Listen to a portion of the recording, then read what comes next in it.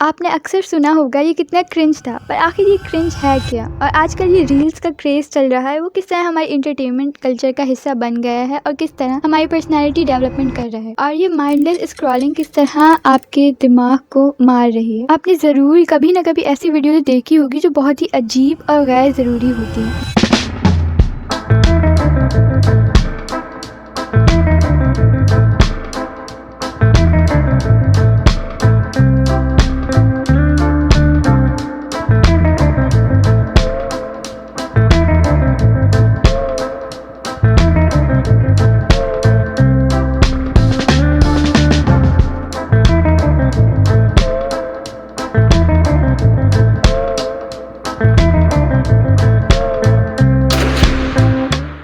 2016 में TikTok launch हुआ, फिर आया कोविड-19 और टिकटॉक ने पॉपुलैरिटी हासिल करनी शुरू कर दी। 2020 तक इंस्टाग्राम ने भी रील्स इंट्रोड्यूस करवा दी और शॉर्ट फॉर्म कंटेंट का ट्रेंड पीक पर आ गया। और फिर ये रील्स एंटरटेनमेंट कल्चर का हिस्सा बन गई क्योंकि ये हमारी फिंगर टिप्स पर थी, quick and easy to watch थी और एक देखने बैठो तो ऐसे ही हजारों देखते चले जाओ। हर कोई उस टाइम फारिग था और सबके हाथ में फोन था। मशहूर होना बहुत आसान हो गया था, जिसके लिए कोई प्रोफेशनल इक्विपमेंट या टैलेंट की जरूरत नहीं थी। हर किसी को इन्फ्लुएंसर बनने का शौक चढ़ गया था और लोग अटेंशन के लिए कुछ भी पोस्ट करने लगे थे और यूं ही मशहूर होते चले गए। पहले समझते हैं कंटेंट और क्रिंज कंटेंट का फर्क। कंटेंट क्रिएशन एक आर्ट और साइंस है अपनी ऑडियंस के लिए वैल्यूएबल कंटेंट प्रोड्यूस करने की, और क्रिंजनेस एक ऑकवर्ड फीलिंग है जो आपको किसी और की हरकत को देखकर एम्बैरेस और अनकंफर्टेबल फील करवाए। अब क्रिंज कंटेंट के भी अलग लेवल होते हैं। एक तो वो जिसको आधे लोग क्रिंज कंसिडर करते हैं और कुछ को वो नॉर्मल लगता है और उसको वो एंजॉय करते हैं। दूसरा वो जो सबको ही क्रिंज लगता है मगर फिर भी लोग उन्हें देखते हैं। ये लोग हर किस्म की नॉनसेंस वीडियोस बनाते हैं जिससे इन्हें फेम मिल सके, और इनका ना तो कोई टैलेंट होता है और ना ही इनकी कोई मोरल वैल्यूज होती हैं। कोई भी ऐसी चीज जिसको देख के आप बोलें ये क्या हो रहा है, क्यों हो रहा है और मैंने ये क्यों देख लिया, वो क्रिंज है। और फिर कंपटीशन शुरू हो गया कि कौन ज्यादा एम्बैरेसिंग हरकत कर सकता है। एक क्रिंज जब नॉर्मल होने लगे तो ये अपना लेवल बढ़ाते गए कि हम ज्यादा ऑकवर्ड हरकत कर सकते हैं। इसमें ऐसा क्या है कि हम इसको क्रिंज बोलने के बावजूद भी इसको एंड तक देखते रहते हैं और यूं ही हमारे घंटों गुजर जाते हैं। नंबर 1, हमारा दिमाग इस तरह डिजाइन हुआ है कि हमेशा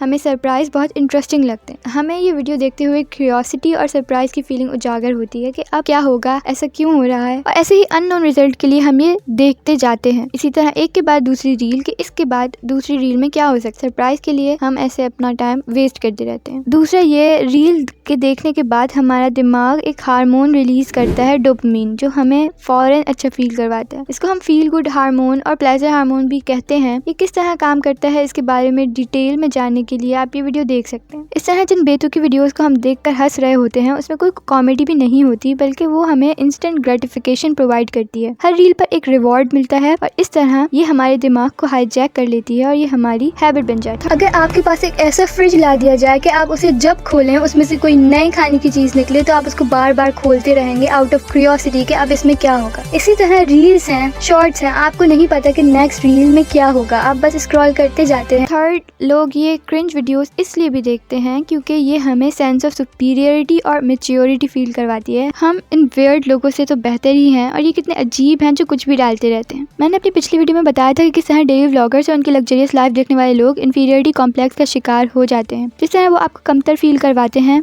उसके बरक्स क्रिंज लोगों को देखने के बाद हम खुद को बढ़तर फील करते हैं, और इस कॉन्सेप्ट को सेल्फ वैलिडेटिंग वोयरिज्म कहा जाता है। नंबर 4, बहुत इंपॉर्टेंट वजह है लो कॉग्निटिव लोड। हम जब काम से थक कर फोन उठाते हैं तो हमारा दिल नहीं चाहता कि हम अपने दिमाग पर जोर डालें और इन्फॉर्मेटिव और क्रिटिकल कंटेंट देखें, तो इसी वजह से हम माइंडलेस स्क्रॉलिंग और व्लॉग्स जैसी चीज़ें देखने लगते हैं जिसमें हमें कोई एफर्ट नहीं लगती और हमारा टाइम पास होता जाता है, जो हमें ऐसे तो नॉर्मल लगता है बट ओवरऑल हम सबके लिए बहुत हार्मफुल है। फिर बाद में हमें इसकी वजह से घबराहट, बोर होना, डिप्रेशन वगैरह फेस करना पड़ता है और हमारी personality, productivity, social interaction, concentration, creativity और मेंटल हेल्थ पर बहुत बुरा असर पड़ता है। इसकी एडिक्शन हमारे अटेंशन स्पैन को बिगाड़ कर रख देती है और जब पढ़ने या कोई और कॉन्सेंट्रेशन का काम करने बैठे तो तवज्जो नहीं दे पाते। ये अजीबोगरीब चीज़ें देखते देखते यही हमारी शख्सियत का हिस्सा बनने लग जाती हैं। हम ये सब बनाने वाले लोगों को बेवकूफ़ बोलकर उनका मजाक बनाते हुए ये सब देखते और शेयर करते रहते हैं, हालांकि उनसे बड़े बेवकूफ़ हम खुद हैं जो इनको अटेंशन देकर इनको फेमस करते जाते हैं। इनको पता है कि ये जितनी अजीब हरकत करेंगे उनको उतने ज्यादा व्यूज मिलेंगे। इस एल्गोरिथम को डिजाइन करने वाले कलेक्टिवली हम खुद हैं। याद रहे कि short term pleasure is equal to long term pain. ये बनाने वाले और देखने वाले दोनों के लिए है। इन रील्स की दुनिया में जाया किया हुआ वक्त कभी लौट कर नहीं आएगा। हमें इन नॉन प्रोडक्टिव और इलॉजिकल कंटेंट जिससे कोई एंड प्रोडक्ट हासिल नहीं होता, इसको छोड़कर माइंडफुल कंजम्पशन करनी चाहिए जिससे आपका और दूसरों का फायदा हो। अटेंशन स्पैन बढ़ाने के लिए